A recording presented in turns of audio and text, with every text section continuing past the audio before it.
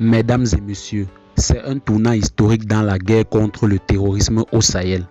Iyad Ag-Ghali et Amadou Koufa, les deux têtes pensantes des groupes armés qui ont sémé la terreur au Mali pendant des années, viennent d'être capturés par les forces armées maliennes dans une opération d'une précision redoutable.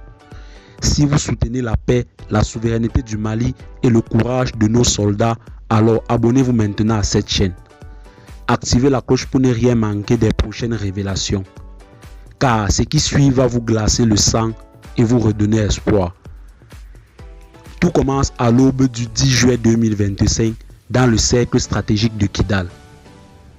Depuis plusieurs semaines, les renseignements maliens, épaulés par des drones de surveillance, traquent les mouvements suspects dans la région de Tengzouaten. Une source infiltrée confirme alors une information capitale.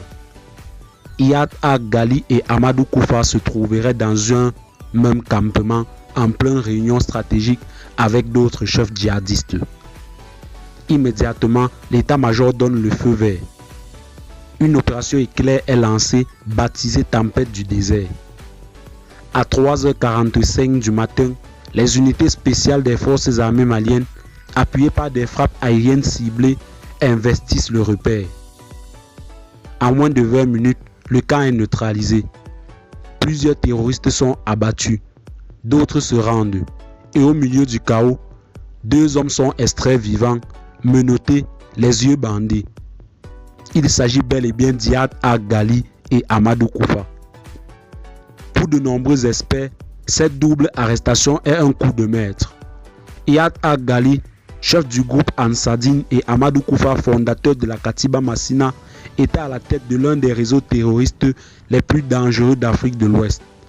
Ensemble, ils ont orchestré des dizaines d'attaques meurtrières, plongé des régions entières dans le chaos et défié l'autorité de l'État.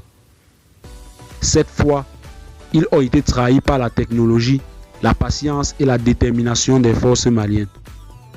L'opération a été menée sans appui étranger, preuve que le Mali maîtrise désormais pleinement son renseignement militaire et ses moyens opérationnels.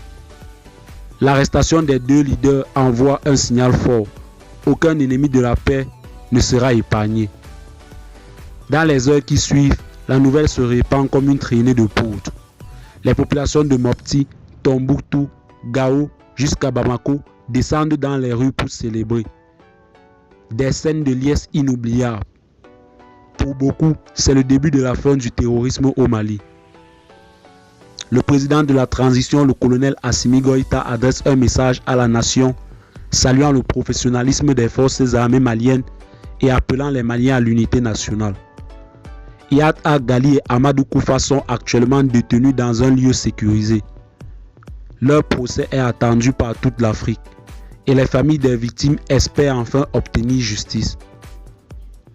Le Mali a prouvé qu'aucune menace, aussi redoutable soit-elle, ne résiste à la détermination d'un peuple debout.